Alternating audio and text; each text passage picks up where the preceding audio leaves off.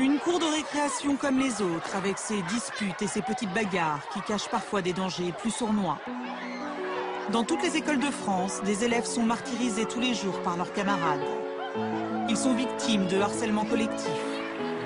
Un enfant sur 10 est concerné par le harcèlement dans la cour de son établissement scolaire en France. Un rapport qui fait état d'une augmentation inquiétante du nombre de cas de violence à l'école.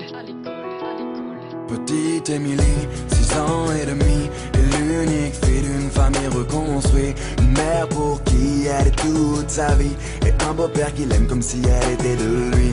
Si gentille, si belle, des yeux qu'on sorcelle. Pour toute sa mère, elle en était la prunelle. Elle ne pouvait pas vivre l'une sans elle. Leur relation était devenue plus que fusionnelle.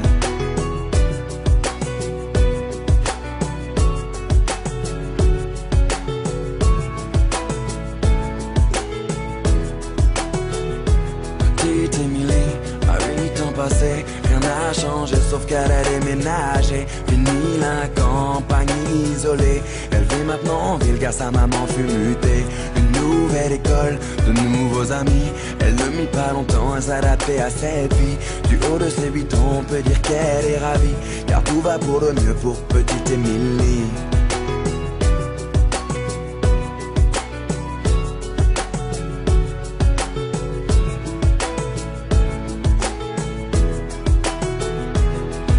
Émilie, à 10 ans, était devenue une petite fille comblée. On peut dire que l'école lui plaisait. Bonne élève pour maman, elle en était une fierté.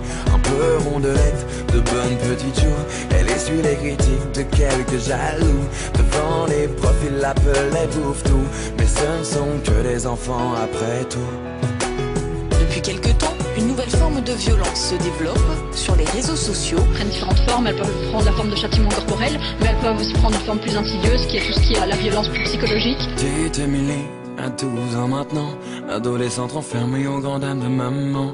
Fini le joli visage souriant, c'est une petite fille maussade qu'elle est devenue à présent.